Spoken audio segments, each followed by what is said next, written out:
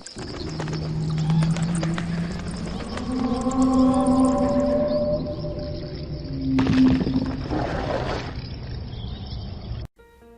a dark, dark room and other scary stories by Alvin Schwartz, illustrated by Victor Rivas.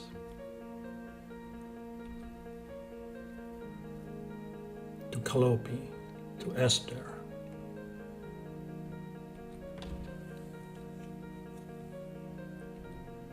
Most of us like scary stories because we like feeling scared. When there is no real danger, feeling scared is fun. The best times for these stories is at night, in front of a fire, or in the dark. Tell them slowly and quietly, and everyone will have a good time. The Teeth. I was hurrying home in the dark when I saw a man walking toward me. Do you know what time it is? I asked. The man lit a match to look at his watch. It's 8 o'clock, he said. Then he grinned at me. His teeth were 3 inches long. When I saw them, I ran. Soon I came to another man. Why are you running? The man asked. I just met a man with teeth this long, I said. It scared me. My teeth are longer than that, said the man, and he grinned at me. When I saw his teeth, I ran. Soon I came to another man. Why are you running? He asked me. I just saw a man with teeth this long, I said. That's nothing, said the man. Did you ever see teeth this long? I took one look and I ran all the way home. In the graveyard. A woman in a graveyard said, Oh, very short and very fat. Oh. She saw 3 corpses carried in. Oh, very tall and very thin. Oh. To the corpses, the woman said, Will I be like you when I'm dead? Oh. To the woman, the corpses said, You'll be like us when you're dead. Oh. To the corpses, the woman said, Oh. The Green Ribbon. Once there was a girl named Jenny. She was like all the other girls, except for one thing.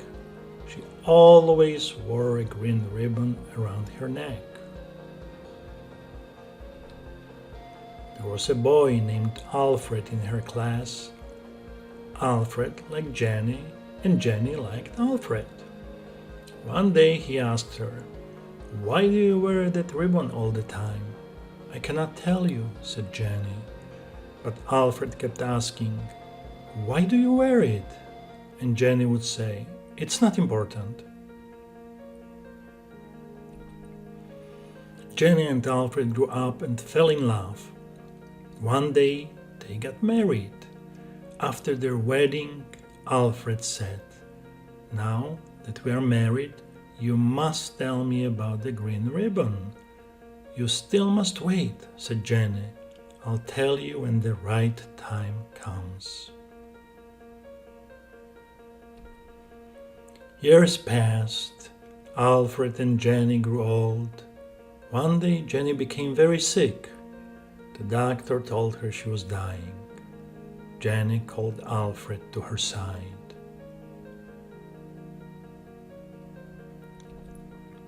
Alfred, she said, now I can tell you about the green ribbon.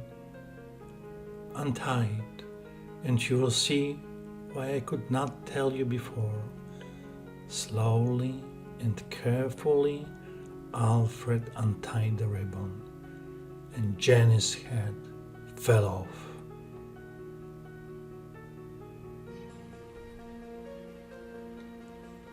In a dark, dark room.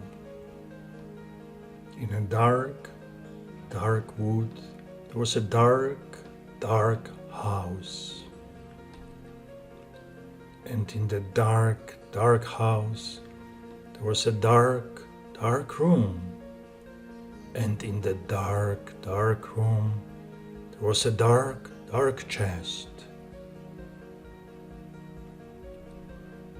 And in the dark, dark chest, there was a dark, dark shelf. And on the dark, dark shelf, there was a dark, dark box. And in the dark, dark box, there was a ghost.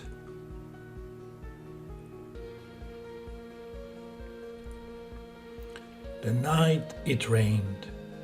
It was late at night. I was driving past the cemetery when I saw a boy standing in the rain. "Do you want a ride home?" I asked. "Yes, please," he said. "I live on Front Street, next to the school." I handed him my old sweater.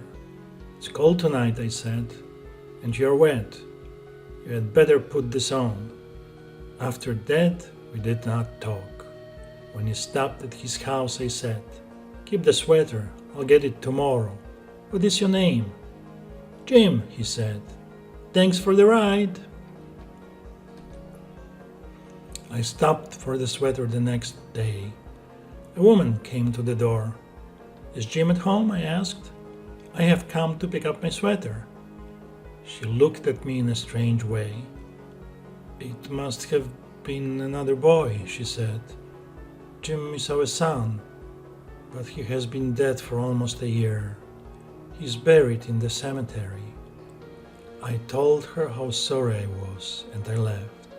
I did not know what to think. The next morning, I went to the cemetery. I wanted to see Jim's grave. Lying across the grave was my sweater.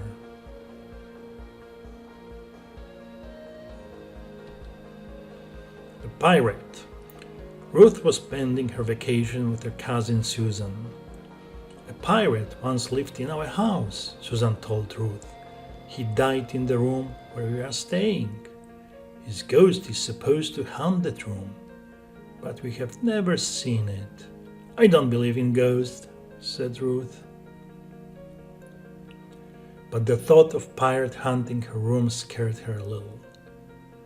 Before she got into the bed that night, Ruth looked everywhere. She looked under the bed and under the rug,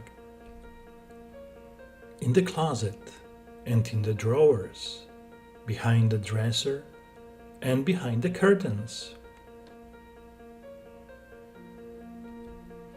and anywhere else a ghost might hide. But she did not find a thing. Ruth yawned and stretched and got into bed. She turned off the light and snuggled under the covers. "Just as I thought," she said to herself. "There is no one in this room but me." Then a big voice said, "And me."